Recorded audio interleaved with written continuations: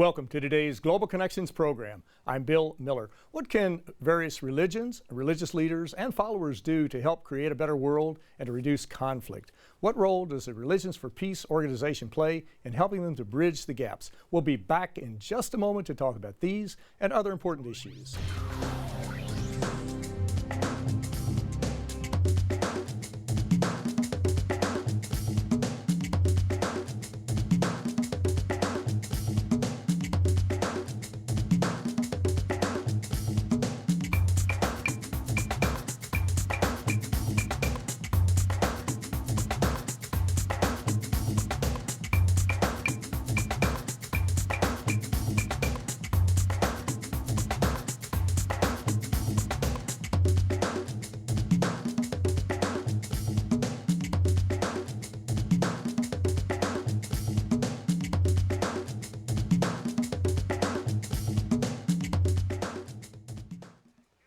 Welcome back to our program. There's a multitude of challenges confronting all 7.3 billion people on planet Earth, and we all have a major role to play, especially religions and religious leaders and the members of the various congregations.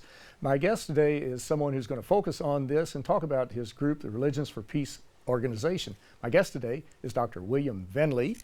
Dr. William Vendley is the Secretary General of the World Conference of Religions for Peace. Dr. Vendley, a U.S. national, has an M.A. from Maryknoll School of Theology and a Ph.D. from Fordham University. Dr. William Vendley, welcome to today's Global Connections program. Bill, thank you very much. Delighted to be with you. I appreciate you being with you today. Let's start right at the beginning. What is the Religions for Peace organization? When was it formed? Why was it formed? And basically, what is your mission? Religions for Peace was formed in 1970. Some 250 religious leaders from all continents came together and co-founded it. They weren't starting a new religion, Bill, but they were convinced that they could respect their differences and still align religion as collaborative partners in trying to tackle the big challenges that the human family faces. Exactly. Now you have a large membership, I should say. How many different types of, or how many religious organizations do you have in the Religions for Peace organization, and how many countries are you operating in now? Well, all of the world's historic living religions are represented.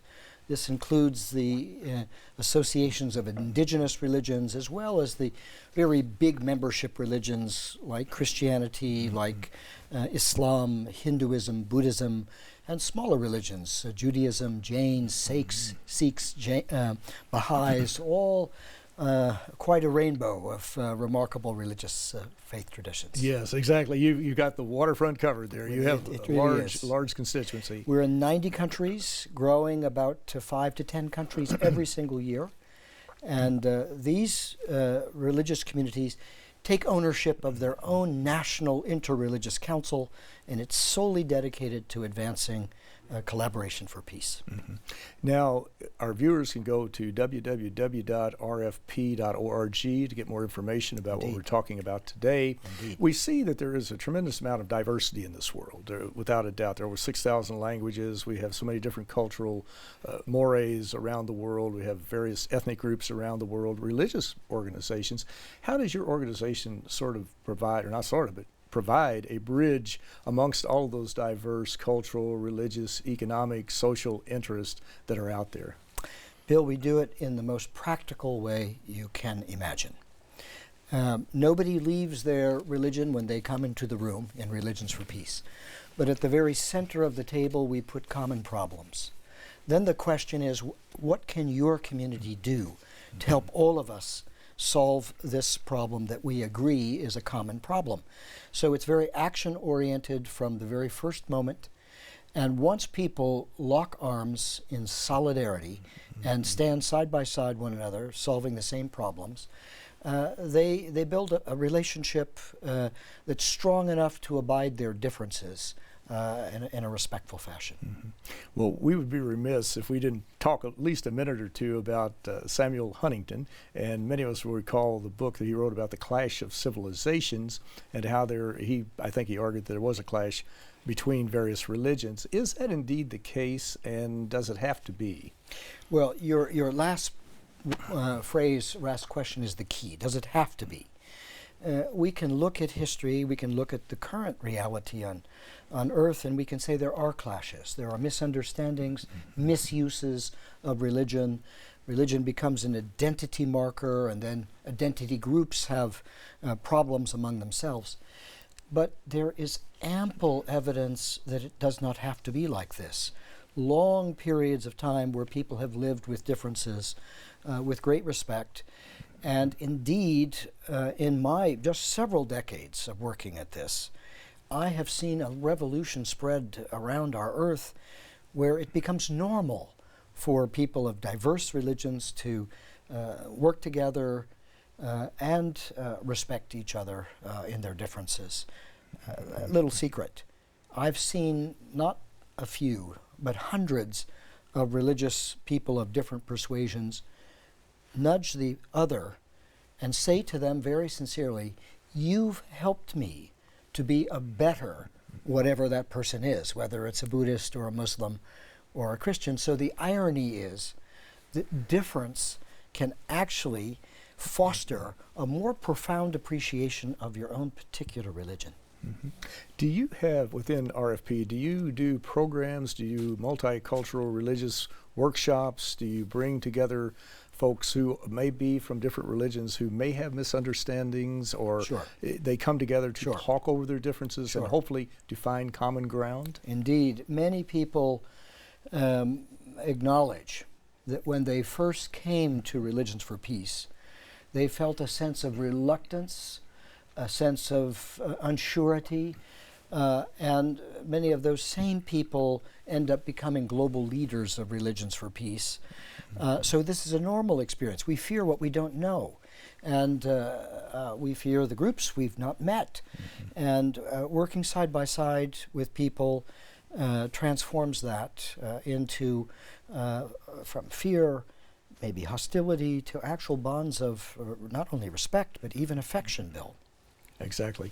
And we do have, so often have that fear of the unknown. That's Once right. we know the unknown, we're not as fearful, or maybe not fearful at all, hopefully. And it's not as unknown. Exactly, that's exactly right. Yeah. Well, we see that we do, I mentioned in the opening, we have a multitude of problems around the world that we're dealing with, which is nothing new for humans and people who live on planet Earth to deal with. But we've seen that the United Nations has taken a very active role in helping to confront many of these problems through the Millennium Development Goals that ran from 2000 to 2015, 8 logical quantifiable goals to reduce abject poverty, to promote universal primary school education, empower women. And now there's the new Sustainable Development Goals that were adopted by 193 members of the UN General Assembly in September at the UN.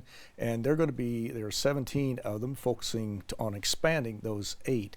How do you view these Sustainable Development Goals? We won't have time to go through all of them, but they're the basic ones to eliminate poverty, to have zero hunger, to combat climate change. How do you view these, and what role is Religions for Peace playing in focusing on these development goals?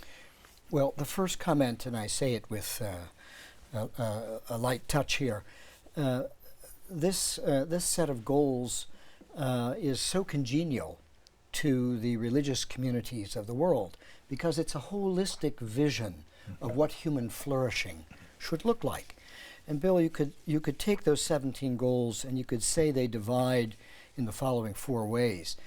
They deal in one part with the vital needs of the poorest. Now, these are human beings, and so we can and we need to address these needs. Secondly, they deal with the need for education, all of us. Girls, everybody needs more education, and this is for all human beings on Earth. Third, brilliantly, the UN uses the word, it's a big word, social inclusion. But what it really means is nobody is to be left out. No group is to be left out, and no person is to be left out. We're injured as a human family if we systematically exclude groups. And finally, we've got to do this in a way that honors the Earth's capacity to be our common home. Now, this is brilliant. The nations of the world have agreed that we've all got to unite and that this is every single person's business to advance the collective development of the human family in a sustainable way. Exactly. And we all have a stake in it. We're all part of the solution, we're part of the problem, but we all have to work at working together on this. So now in the future, I know you've done a lot in the past and you will be in the future. Do you have various projects, programs on the drawing board right now to focus on these 4 particular areas that you're talking about? We do. First of all, it's the job of the religious communities to help their own believers connect the dots. Today, to be a good Muslim or to be a good Christian or Buddhist or Jew is to recognize that one's own faith calls one and supports this idea that we are a global human family and that we've got to support something like sustainable development. Mm-hmm. And the religious communities can help educate their own believers. They can be powerful advocates in their own fora, which are huge all around the world. And thirdly, they have to walk the walk. This means using these enormous capacities that patiently have been built over millennia by the religious communities as the outposts of advancing sustainable development. So we're advancing this work on all those fronts. Mm-hmm. Many observers, many scientists believe that climate change is our #1 problem, that it affects everyone on planet Earth. Obviously, we're affected by terrorism, we're affected by unemployment, we're affected by wide diseases, whatever. But climate change impacts everybody. It seems that every region in the world is being affected, in many cases adversely, by climate change. Next month, I believe there will be about 196 countries meeting in Paris in the Climate Change Conference. Right. How important is that conference, and what would you like to see come out of it as far as really addressing in a very tangible way this horrific problem that we're dealing with climate change? What's clear is that business as usual will be a disaster. That means we have to change course. That's going to take every person on planet Earth being a subject of change, an agent of change, but our governments, and they're the ones meeting, are going to have to take bold and tough decisions in order to change the way we consume or burn carbon on this Earth. There are many dimensions to climate change, but carbon is central. We simply cannot produce energy and consume energy in the same ways we have and still survive as a human species. The stakes are large. The science is clear. This is not a widely debated area in science. We've got to change course. So happily, we see that there is a sea change among the religious communities, among the populations at large. And when that happens, the governments are more empowered to do the right things. So I think we go into these climate change talks in Paris at the end of November and December, early December, encouraged that we begin to see the political will bend the course of business as usual. We have a lot of work to do ahead of us, but we can see that we are starting to take the change we need to take. Mm-hmm. Well, you're watching Global Connections Television, which is an independently produced program. The opinions expressed on Global Connections are solely those of the moderator and his guest. We would encourage our viewers to go to www.globalconnectionstelevision.com to view some of our previous programs. Also, we would encourage you to submit suggestions for future topics and perhaps future guests. Today we're taking a look at a very unique organization, the Religions for Peace, and we're looking at the role that religions, religious leaders, and followers can really come together to help overcome many of the major problems affecting people and all living organisms on planet Earth. My guest today is an expert on all of these issues. My guest today is Dr. William Vendley. Dr. William Vendley is the Secretary General of Religions for Peace. We're talking about climate change. Again, the Paris summit that's coming up. There have been just a large, so we can't go through all of them today, but a large number of world leaders, scientists, personalities, just rank and file people like myself and others who see the disasters that are taking place with climate change. One of the most outspoken and most highly visible persons has been Pope Francis, the leader of the Roman Catholic Church. He recently had sort of a mini summit, I guess, a mini climate change summit in Rome. What was his role in that, and what has his role been in really moving this discussion forward, and what role did you have perhaps in that in Rome, or the Vatican City, I guess is where it was, with the Pope? Well, happily, the Pope Francis is addressing the human family and noting very particularly his fellow religious colleagues of diverse faiths. The document that he just produced, Laudato Si, ends with two prayers. One is a prayer for Christians, but the other is an interreligious prayer, and the Pope is trying to underline his conviction that it's Islamic leaders and Buddhist leaders and Hindus and Jews and Sikhs and Jains and others that each have to take their great responsibility. The point here is that we have to look from the point of view of wisdom. The Pope is asking, and the other religious leaders are asking us to be wise people. We've got to do the science. We've got to attend to the painful politics of how we're going to change course. But let's stand back. Let's build bridges across all of our fields and across the divides and recognize that this is our home. We've got to honor the fact that we and all of the other species we depend on share the same home. And so I think the Pope and the other religious leaders are not trying to do the work of scientists or the work of politicians, but properly they're raising the debate from the point of view of collective wisdom. Shall we go forward as a human family? Shall we go forward in a home that is a garden, or will we leave a scorched desert to our children? Those are the ultimate stakes. Exactly, and they're the highest stakes there can be. Yeah. That's true. Now you have a program, Faiths for Earth campaign. What exactly is that? It's very simple.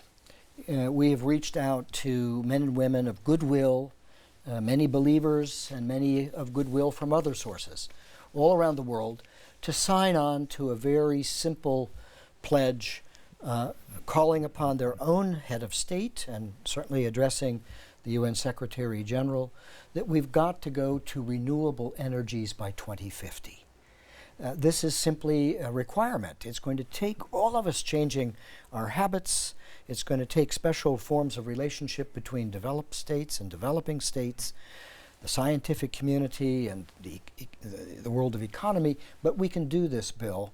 And this is a campaign to raise the temperature and help all people around the world to recognize they're not alone. This is what families want all over the world. This is not left field or right field. This is right up the center. We all want an Earth that we can call home. And climate change is certainly raising the temperature around the globe. That is documented. That's proven. I think these last 8 of the 10 years have been the hottest on record. That's right, This year has been the hottest. Yeah. Another thing that could certainly raise the temperature is if we had a nuclear weapon exchange, and that is a major problem. We see that there's been a bit of a little reduction in nuclear weapons, but the firepower is just immense. What can be done, and why? Well, first off, why should we try to reduce or eliminate nuclear weapons, and what can we do to do that? Well, Bill, we've already outlawed a lot of weapons of mass destruction. The use of chemical weapons in the First World War was so hideous that people decided it was beyond the pale. We can't do that. We can't use these weapons of hideous destruction and indiscriminate. They can't discriminate. The wind blows and the gas went over someplace else. Now, the nuclear weapons, we've been up to the brink. Nikita Khrushchev and John Kennedy stared into the abyss and backed away. And we had some remarkable wisdom that moved us towards eliminating nuclear weapons. But we've grown too comfortable in that space. We still own them. We still possess them. They're still armed. The weapon systems are armed, and they're still aimed, targeted at cities where children, elderly, ordinary families are living. Bill, there's the possibility of mistake. And secondly, you can't take the targeting out of the way the weapons are currently deployed. So all around the world, we've begun to question, can we accept it as normal that we still are targeting mass annihilation against one another? That needs to be never diminished from the front of our vision. And it's very, very hard to ask other states not to arm themselves with nuclear weapons if the states who have them aren't relentlessly moving towards an abolishment of nuclear weapons. There's great unanimity among the world's diverse religions that this is a moral obligation. And all we have to do is read the history books or think back to 1962 with the Cuban Missile Crisis, where the U.S. and the former Soviet Union were poised at the point to hit the last button, the red button, which would have been a nuclear exchange or an atomic energy exchange at that rate at that time. How devastating would that have been, and would we be here today if that had happened? Well, the chilling point is that senior advisors to President Kennedy and senior advisors to Nikita Khrushchev advised a course of action that would have led to a nuclear holocaust. We were that close. Now, we were spared that. And I think it was the moral sentiment that won out. Both of these leaders had enough grounding in humanity to understand this is not the course the human family wants. Bill, in another way, we're at a similar precipice with the climate change. It may look like a long reach from nuclear standoff to climate, but the human family is at the same point.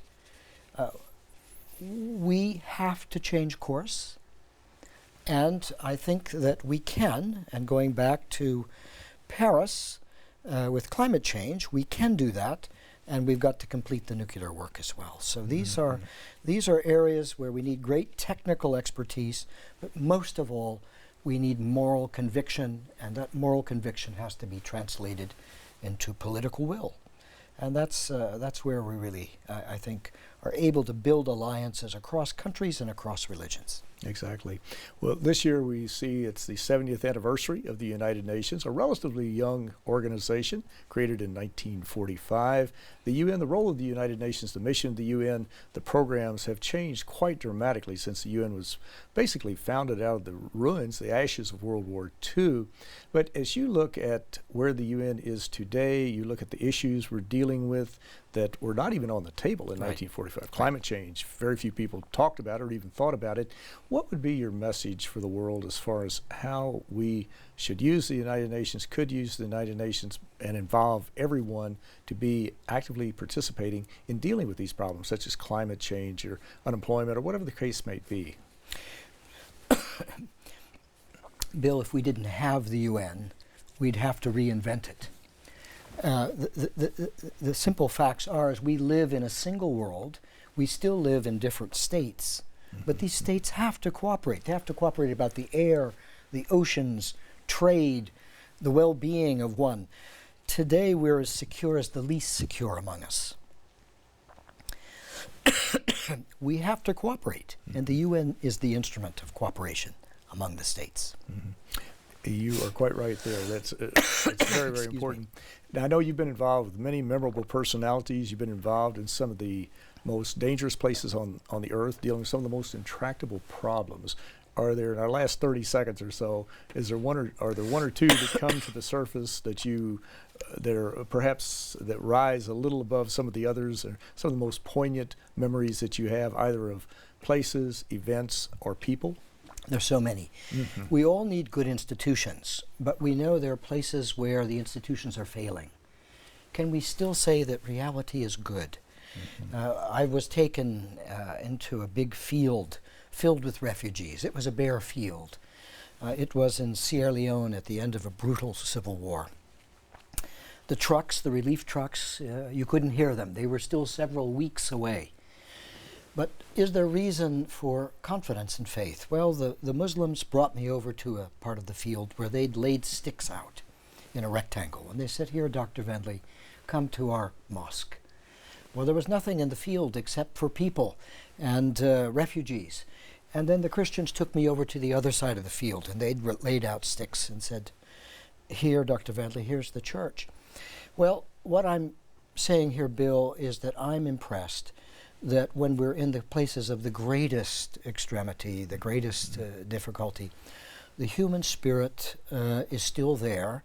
People are unbelievably kind often to one another. They bear the unbearable. They find hope where there don't appear to be grounds for hope. And they often forgive the unforgivable. This still calls us to build institutions, to work for justice, but it gives us some sense that we're not working alone, we're not working against reality, we can work with reality as we try to build decent and good societies. So I take a lot of strength from the people that I observe all over the world, often working with little, but often sharing all that they have. Mm-hmm. Well, Dr. William Vendley, Secretary General of Religions for Peace, these are important issues you're discussing, and we all need to work on them. And I want to thank you so very much for a very interesting and a very informative program. Thanks, Bill, very much. Thank you. Pleasure to be with you. Thank you. Thank you. I'm Bill Miller. Thank you for joining us today on Global Connections Television.